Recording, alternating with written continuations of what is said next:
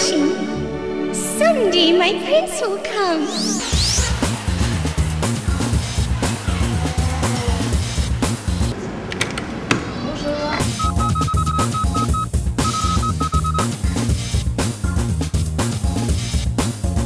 Alors moi j'ai choisi le personnage de la Belle.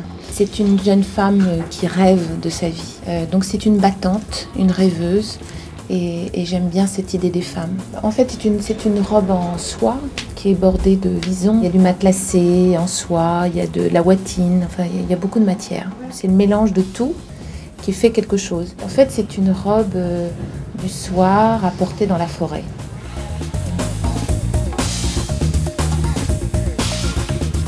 Bonjour, entrez, vous êtes à l'atelier.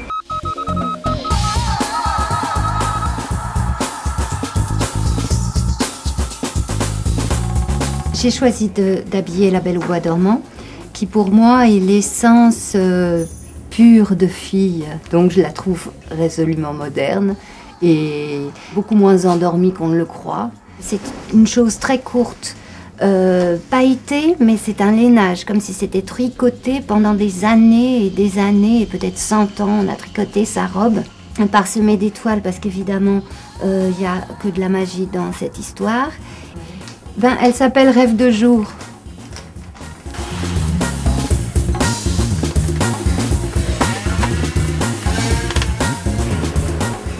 Bonjour, soyez les bienvenus.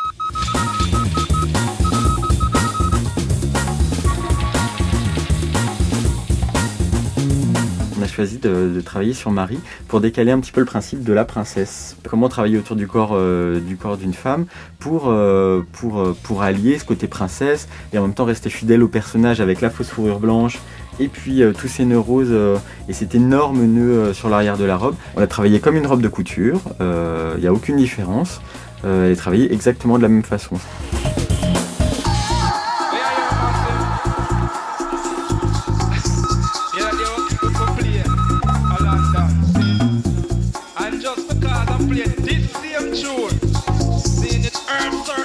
Alors la petite sirène comme personnage, en fait, c'est en définitive lié à mon grand attachement à la mer. La robe de la petite sirène, alors, elle est déjà elle est très légère, très fluide.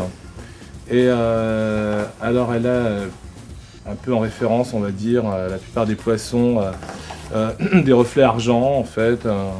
Et puis elle a des chaussettes à talons. Ce sera une princesse résolument moderne.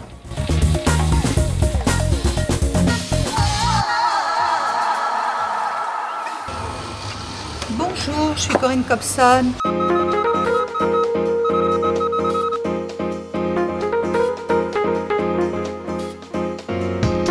Moi, je vais faire une Cendrillon 2007 qui provoque, qui choisit elle-même sa destinée.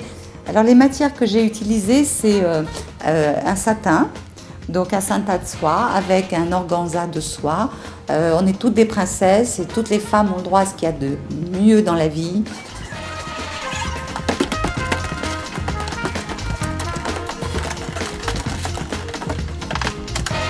Bonjour.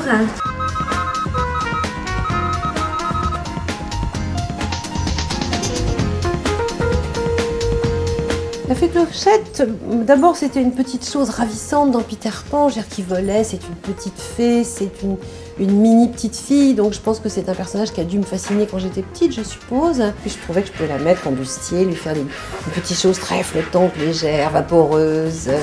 Et puis j'ai rajouté des petites plumes, des petites clochettes qui volent, un décolleté quand même avantageux, féminin, une taille très fine, un corset.